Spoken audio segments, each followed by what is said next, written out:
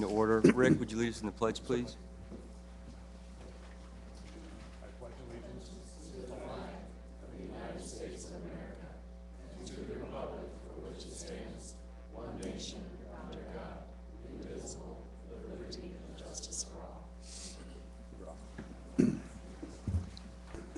Thank you. Ann, would you call the roll, please? Yes, Ms. Chenesy Zerker.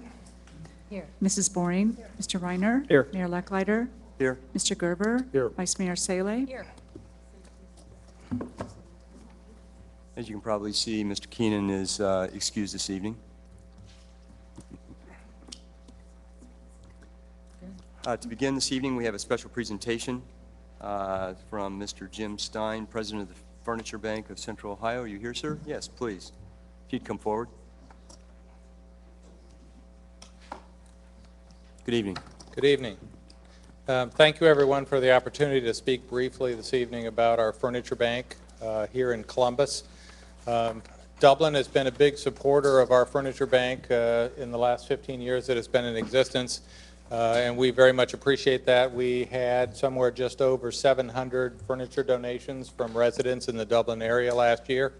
The sad news is poverty is still a big challenge in our community, and so I'm here tonight just to reach out and say I want your help in whatever ways we can to continue to spread the word about free pickup of furniture here in the Dublin area.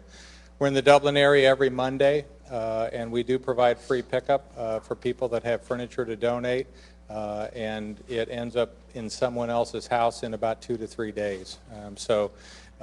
We are working with other people in the city of Dublin to try and get the word out and to try and get support from the Dublin community wherever we can. So we very much appreciate past support, but look forward to however we can participate in the community in the future. I brought some printed materials about our organization, which I will leave behind for anybody who has an interest to learn more about us. All right. Thank you very much. Thank you very much. Thank you. Any questions? Thank you very much, sir.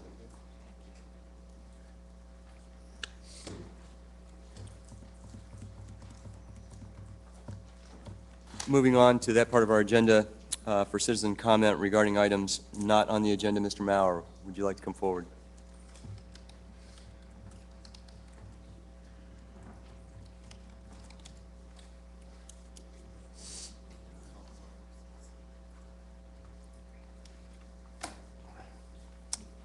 Good evening. Evening. I need to identify myself. I have with me here the September 5th issue of the Dublin News, which I presume you might have seen. And my question is, have you noticed or have you been struck by anything which you thought ought to have made the front page of that edition? It was September the 5th. If it hadn't made the front page, whether it would have made somewhere in the newspaper itself. Anything that you thought might have come on the front page of Dublin News of that date? Okay. Are the words Seamus Heaney familiar to you? 2 words, Seamus Heaney. Yes. And they mean? I'm going to step out here a little bit, but I believe he's Ireland's Nobel laureate. Poet. What? Poet, Ireland. Correct. He passed away, unfortunately. That's right, at the end of the month, end of last month. Seamus Heaney. When alive, was one of probably the greatest living Irish poet. And I found it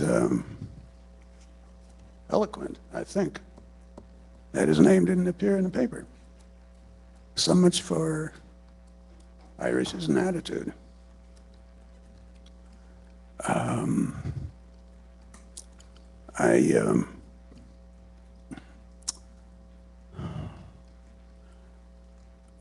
I've told this story before, but I think in a new context, I'll tell it again. When the Irish Dublin Irish Celebration was in charge of the festival. Before you took over, they would ask me to search out somebody eminent in Ireland and attempt to bring them over.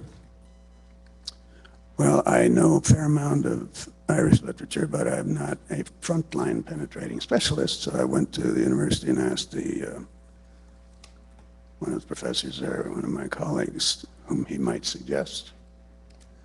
And he mentioned the poet Ivan Bolin, who at the time with Seamus Heaney were probably the two leading poets of Ireland. And so I took his suggestion.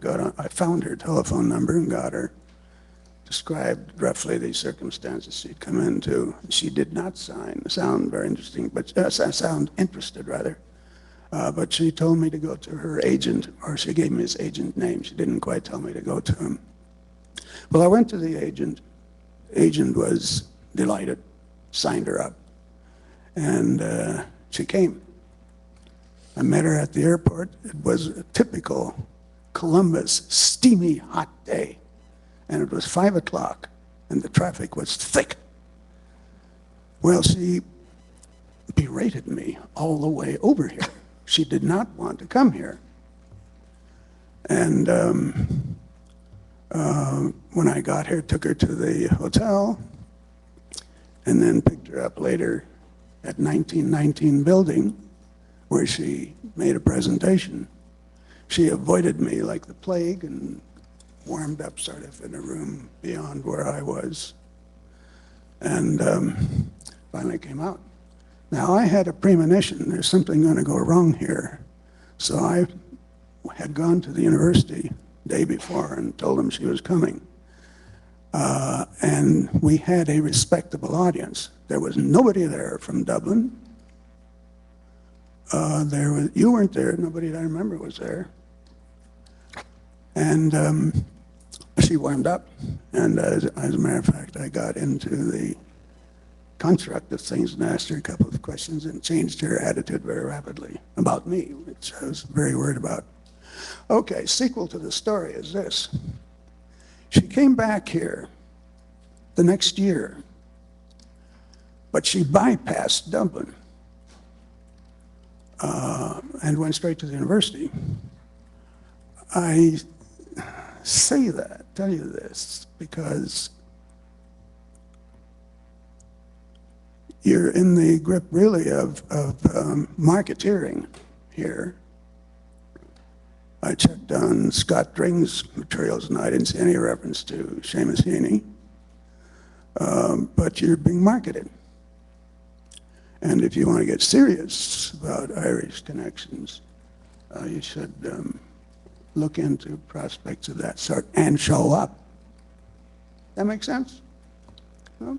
All right. Well, we'll take that into consideration, Mr. Maurer. That means it goes into the paper file, right? Well, no, but it means you're No, talking but it's about it. very serious. They don't take you seriously in Ireland. You remember you had the celebration here, the joint celebration of Dublin as a city, way back, first year. And Dublin, Ireland has a 1,000-year celebration. And for a while, there were connections between the administration here and Dublin, Ireland. And you know, they lasted only twice. So look into that.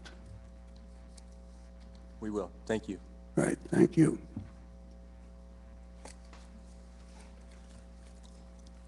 Moving on to our consent agenda, we have 3 items listed on tonight's consent agenda. I would ask if any member of council wishes to remove any one or more of those items from the agenda. Yes, I'd like to remove Resolution 49 for some 13-13 for some questions.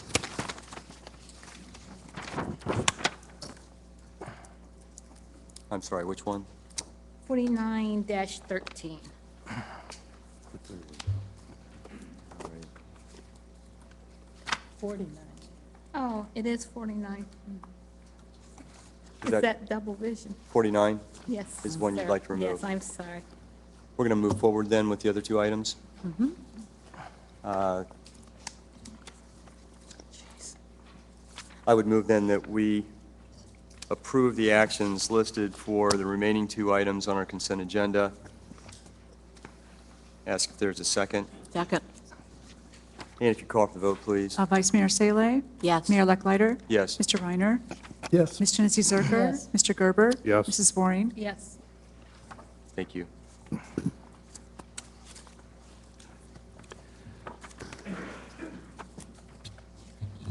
I would assume we'll take that up in the resolution portion of the agenda then? Okay.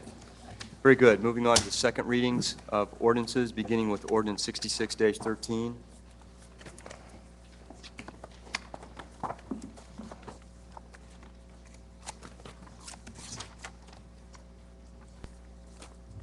Oh, I'm sorry. Adopting the 2014 and 2018 five-year capital improvements program. Thank you. Good evening. Good evening, Mayor, members of council. We are requesting approval of the 2014 through 2018 five-year capital improvements program this evening. As you are aware, we had held a workshop on August 19th, and in response to questions and comments that were raised at that workshop, we provided responses in a staff memo that you received last week. Hopefully that answered any remaining questions that existed.